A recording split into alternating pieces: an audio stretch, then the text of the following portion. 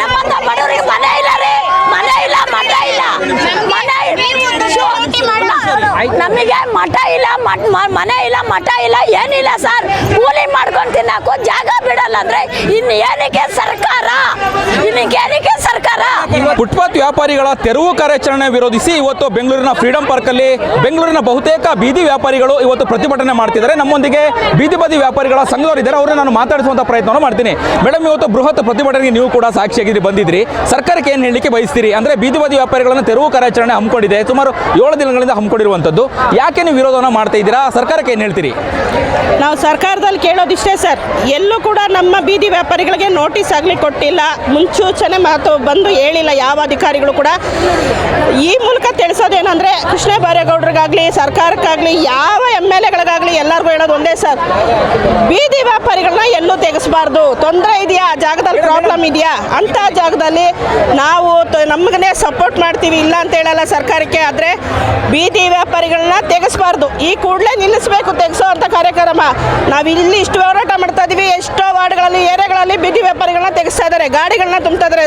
ತಂದಂಥ ವಸ್ತುಗಳನ್ನು ಹಣ್ಣು ಹಂಪಲು ತರಕಾರಿ ಸೊಪ್ಪು ಎಲ್ಲದನ್ನು ಹೂವದಿಂದ ಹಿಡಿದು ಪ್ರತಿ A to Z ಎಲ್ಲದನ್ನು ತುಂಬ್ಕೊಂಡು ಹೋಗ್ತಾ ಇದ್ದಾರೆ. ಯಾರು ಜವಾಬ್ದಾರಿ ಇದಕ್ಕೆ? ನೀವು ಮಾಡಿದ ಸರ್ಕಾರ ಮಾಡಿದಂಥ ತಪ್ಪು, ಸರ್ಕಾರ ಮಾಡಿದಂಥ ತಪ್ಪು ಇದು. ಯಾಕಂದರೆ ಮೊದಲೇ ನೋಟಿಸ್ನ ಕೊಟ್ಟಿಲ್ಲ, ಆಮೇಲೆ ಬೀದಿ ವ್ಯಾಪಾರಿಗಳಿಗೆ ಮೊದಲೇ ಒಂದು ಮಾತು ಯಾರು ಹೇಳಿಲ್ಲ. BBMP ಅವರಾಗಲಿ ಅಧಿಕಾರಿಗಳಾಗಲಿ ಯಾರು ಸಪೋರ್ಟ್ ಇಲ್ಲ ಬೀದಿ ವ್ಯಾಪಾರಿಗಳಿಗೆ. ಇದರಿಂದ ತುಂಬ ಸರ್ಕಾರ ಮಾಡಿದ ತಪ್ಪಿಂದ ಬೀದಿ ವ್ಯಾಪಾರಿಗಳಿಗೆ ಅನ್ಯಾಯ ಆಗ್ತಿದೆ, ಪಾದಚಾರಿಗಳಿಗೆ ಸಮಸ್ಯೆ ಆಗ್ತಿದೆ. ಈಗಾಗಲೇ ಅಪಘಾತದಿಂದ ಸಾಕಷ್ಟು ಮಂದಿ ಪಾದಚಾರಿಗಳು ಸಾವನ್ನಪ್ಪಿದ್ದಾರೆ, ಹಾಗಾಗಿ ಕ್ರಮ ತೆಗೆದುಕೊಂಡಿದ್ದೀನಿ ಅಂತ ಹೇಳ್ತಾ ಇದ್ದಾರೆ. ಮೇಡಮ್, ನೀವೇನು ಹೇಳಿ ಬಯಸ್ತೀರಿ? ನಿಮ್ಮನ್ನೇ ಕೇಳ್ತೀನಿ, ಪಾದಚಾರಿಗಳಿಗೆ ತೊಂದರೆ ಆಗ್ತದೆ ಅಂತ. ಯಾವ ಬೀದಿ ವ್ಯಾಪಾರಿಯಿಂದ ಪಾದಚಾರಿಗೆ ತೊಂದರೆ ಆಗಿದೆ ತೋರಿಸಿ, ಇಲ್ಲ ಬೀದಿ ವ್ಯಾಪಾರಿಯಿಂದ ಯಾರು ಸತ್ತಿದ್ದಾರೆ ಅಂತ ಒಂದು ಕೇಸ್ ತೋರಿಸಿ. ನಾವು ಬೀದಿ ವ್ಯಾಪಾರಿಗಳು ಐಟಮ್ ಇಟ್ಕೊಂಡಿದ್ದೀವಿ, ಇಲ್ಲ ಅಂತ ಹೇಳಲ್ಲ, ಅದಕ್ಕೆ ದಾರಿ ಬಿಟ್ಟು ಇಟ್ಕೊಂಡಿದ್ದೀವಿ. ಆದರೆ ಅಂಗಡಿಗಳವ್ರು ಏನು ಮಾಡಿದ್ದಾರೆ, ಅಂಗಡಿ ಎಲ್ಲೋ ಇದೆ, ಹತ್ತಡಿ ಮುಂದೆ ಇದ್ದಾರೆ, ಅದೆಲ್ಲ ನಿಮ್ಗೆ ಕಾಣಿಸಿಲ್ವಾ? ಎಲ್ಲ ನೀವು ಪಾದಚಾರಿ ತೊಂದರೆ ಸರ್. ಇವಾಗ ಏನು ಕೃಷ್ಣ ಬೈರೇಗೌಡರು ಹೇಳಿದರೆ 300 ಜನ ವರ್ಷಕ್ಕೆ ಸಾಯ್ತಾ ಇದ್ದಾರೆ ಬೀದಿ ಬದಿ ವ್ಯಾಪಾರಿಗಳಿಂದ ಅಂತೇಳಿ, ಅದು ಸ್ಟೇಟ್ಮೆಂಟ್ ರಾಂಗು. ನಾವು ಹೇಳೋವಂಥದ್ದು ಇವತ್ತು ಬೀದಿ ಬದಿ ವ್ಯಾಪಾರಿಗಳು ಏನು ವ್ಯಾಪಾರ ಮಾಡ್ತಾ ಇದ್ದಾರೆ, ನಮಗೆ ಜೀವನ ಸಂರಕ್ಷಣೆ ಕಾಯ್ದೆ ಅಡಿಯಲ್ಲಿ ವೆಂಡಿಂಗ್ ಝೋನ್ಗಳನ್ನು ಮಾಡಬೇಕು ಅಂತ ಇದೆ. ಇವತ್ತವರೆಗೂ ಕೂಡ ವೆಂಡಿಂಗ್ ಝೋನ್ಗಳನ್ನು ಮಾಡಿಲ್ಲ. ಆದರೆ ಜನ ಸಾಯ್ತಾ ಇರೋವಂಥದ್ದು, ರೋಡ್ಗಳಲ್ಲಿ ಹಳ್ಳ ಬಿದ್ದಿರೋವಂಥದ್ದು, ಟ್ರಾಫಿಕ್ ಜಾಮ್ ಇರೋವಂಥದ್ದು, ಮತ್ತೆ ಪಬ್ಲಿಕ್ ಓಡಾಡೋಕ್ಕೆ ರೋಡ್ಗಳಲ್ಲೇ ಓಡಾಡ್ಲಿಕ್ಕೆ ಆಗ್ತಾ ಇಲ್ಲ. ಇವತ್ತು ಸಣ್ಣ ಸಣ್ಣ ರೋಡ್ಗಳಿದ್ದಾವೆ, ವೆಹಿಕಲ್ಸ್ ಜಾಸ್ತಿ ಆಗಿದ್ದಾವೆ, ಅಲ್ಲಿ ಓಡಾಡ್ಲಿಕ್ಕೆ ಆಗದೆ ಇರೋದ್ರಿಂದ ಆಕ್ಸಿಡೆಂಟ್ಗಳಾಗಿ ಜನ ಸಾಯ್ತಾ ಇದ್ದಾರೆ. ವ್ಯಾಪಾರಿಗಳಿಂದ ಯಾರು ಸಾಯ್ತಲ್ಲ. ಮತ್ತೆ ನಾವು ನಿಂತಿರೋದು ಫುಟ್ಪಾತ್ ಅಂತ ಏನು ಹೇಳ್ತಿರಲ್ಲ, ಫುಟ್ಪಾತ್ಗಳೇ ಅಲ್ಲ, ಅದು ಮೋರಿ ಸರ್. ಅದು ನಾವು ನಿಲ್ತಾ ಇರೋದು ಮೋರಿಗಳ ಮೇಲೆ, ಫುಟ್ಪಾತ್ ಅಲ್ಲ. ಫುಟ್ಪಾತೇ ಇಲ್ಲ ಬೆಂಗಳೂರಲ್ಲಿ ಸರಿಯಾಗಿ, ಆದ್ರೆ ಫುಟ್ಪಾತ್ ತೆರವು ಅಂತೇಳಿ ಇವತ್ತು ಹೇಳ್ತಾ ಇದ್ದಾರೆ. ಹಾಗಾಗಿ ಅದನ್ನ ನಾವು ಖಂಡಿಸ್ತೀವಿ. ಬೀದಿ ಬದಿ ವ್ಯಾಪಾರಿಗಳ ತೆರವು ಫುಟ್ಪಾತ್ ಸರಿಯಾಗಿಲ್ವಾ? ಹಾಗಾದ್ರೆ ನೀವು ಹೇಳೋ ಪ್ರಕಾರ ಇಲ್ಲ ಸರ್. ಹೌದು, ಬೆಂಗಳೂರಲ್ಲಿ ಫುಟ್ಪಾತ್ಗಳೇ ಇಲ್ಲ. ಇದಾವೆ ಅಂದ್ರೆ ಮೇನ್ ರೋಡ್ ಅಲ್ಲಿ ಇರುವಂತ ಫುಟ್ಪಾತ್ ಇದೆಯಲ್ಲ, ಮೋರಿ ಪಕ್ಕ ಫುಟ್ಪಾತ್ ಇರ್ಬೇಕು ಎಲ್ಲ ಕಡೆನೂ. ಆದ್ರೆ ನಾವು NR ಕಡೆಯಲ್ಲಿ ವ್ಯಾಪಾರ ಮಾಡ್ತೀವಿ, ಮೋರಿ ಮೇಲೆ ಇಟ್ಕೊಂಡು ವ್ಯಾಪಾರ ಮಾಡ್ತಾ ಇರೋದು.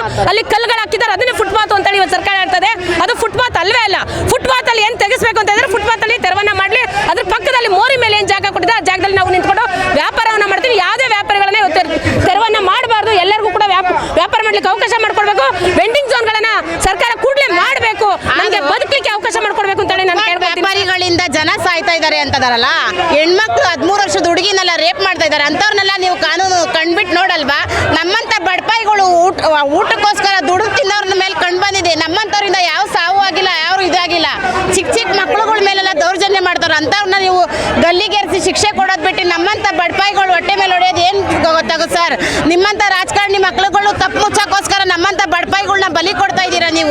ನೀವು ಬಲಿ ಕೊಡಬೇಡಿ ಸರ್. ನಮಗೆ ಅಂತ ಅನ್ನ ಹೊಂಚ್ಕೊಂಡು ತಿಂತಾ ಇದೀವಿ, ನಮ್ಮ ಹೊಟ್ಟೆಪಾಡು, ನಮ್ಮ ಮಕ್ಳು ಮರಿ ಓದ್ಸೋಕ್ಕೋಸ್ಕರ ನಾವು ಮುಂದೆ ಬರ್ತಾ ಇದೀವಿ. ಹಂಗೆ ನೀವು ಹೆಚ್ಚೋದಾದ್ರೆ ನೀವು ನಮಗೆ ಅಂತ ಏನನ್ನ ಒಂದು ಸ್ಥಳ ಕೊಡ್ಬೇಕು, ಅಲ್ಲೇ ಚಿಕ್ಕದಾಗಿ ಜಾಗ ಸ್ಥಳ ಕೊಟ್ಟು ನಮ್ಗೆ ವ್ಯಾಪಾರಕ್ಕೆ ಅವಕಾಶ ಕೊಡಿ. ಧಿಕ್ಕಾರ ಧಿಕ್ಕಾರ, ಸರ್ಕಾರಕ್ಕೆ ಧಿಕ್ಕಾರ, ಧಿಕ್ಕಾರ ಧಿಕ್ಕಾರ, ಸರ್ಕಾರಕ್ಕೆ ಧಿಕ್ಕಾರ, ಧಿಕ್ಕಾರ ಧಿಕ್ಕಾರ. ನ್ಯಾಯ ಬೇಕು, ಬೇಕೇ ಬೇಕು. ಫುಟ್ಪಾತ್ ನೀವು ಇವತ್ತು ಸರ್ಕಾರ ತೆಗೆದುಕೊಳ್ಳುವಂತಹ ನಿರ್ಧಾರನ ವಿರೋಧಿಸಿ ಪ್ರತಿಭಟನೆ ಮಾಡ್ತಿದ್ದೀರಿ. ಸರ್ಕಾರಕ್ಕೆ ಏನು ಹೇಳಿಕ್ ಬಯಸ್ತೀರಾ? ಸರ್ಕಾರ ನಮಗೆ ಮೋಸ ಮಾಡ್ತಾ ಇದೆ. ನಮ್ಮಂತ ಬಡ ವ್ಯಾಪಾರಿಗಳಿಗೆ ಜಾಗ ಬೇಕು, ನಮಗೆ ಜಾಗ ಬೇಕು. ನಾವು ಬೀದಿ ವ್ಯಾಪಾರ ಮಾಡೋರಿಗೆ ಜಾಗ ಬೇಕು, ಗಾಡಿ ಹಾಕಕ್ಕೆ ಜಾಗ ಬೇಕು. ನಮ್ಮಂತ ಬಡವರಿಗೆ ಮನೆ ಇಲ್ಲ ರೀ, ಮನೆ ಇಲ್ಲ, ಮಠ ಇಲ್ಲ, ನಮಗೆ ಮಠ ಇಲ್ಲ ಮನೆ ಇಲ್ಲ ಮಠ ಇಲ್ಲ ಏನಿಲ್ಲ ಸರ್. ಕೂಲಿ ಮಾಡ್ಕೊಂಡು ತಿನ್ನಕ್ಕೂ ಜಾಗ ಬಿಡಲ್ಲ ಅಂದ್ರೆ ಇನ್ನು ಏನಕ್ಕೆ ಸರ್ಕಾರ, ನಾವು ಬೀದಿ ವ್ಯಾಪಾರ ಹೂವು ವ್ಯಾಪಾರ ಮಾಡ್ತಾ ಇದೀವಿ ಸರ್. 15 ವರ್ಷದಿಂದ ಮಾಡ್ತಾ ಇದ್ದೀನಿ, ಒಂದು ಜಾಗ ಕೊಟ್ಟಿಲ್ಲ. ಫುಟ್ಪಾತಲ್ಲೇ ಮಾಡ್ತಾ ಇದ್ದೀನಿ ಸರ್. ಯಜ್ಞಳ್ಳಿಯಲ್ಲೇ ಮಾಡ್ತಾ ಇದೀವಿ ಸರ್. 15 ವರ್ಷ ಏನು ಹೇಳ್ತಾ ಇಲ್ಲ ಸರ್, ಏನು ಹೇಳ್ತಾ ಇಲ್ಲ ಅಧಿಕಾರಿಗಳು ಏನೂ ಇಲ್ಲ ಏನು ಹೇಳ್ತಾ ಇಲ್ಲ ಸರ್. ಯಜ್ಞ ನಾವು ಎತ್ತು ಅಂತಾರೆ, ಪೊಲೀಸ್ನವ್ರು ಬಂದು ಗಾಡಿ ತಳ್ಳು ಅಂತಾರೆ, ತೆಗಿತಾರೆ. ಒಂದೇ ದಿವಸ ಗಾಡಿ ತೆಗಿತಾರೆ. ಹೆಂಗ್ ಮಾಡೋಣ ಸರ್? ಹೆಂಗ್ ಮಾಡೋದು ನಾವು?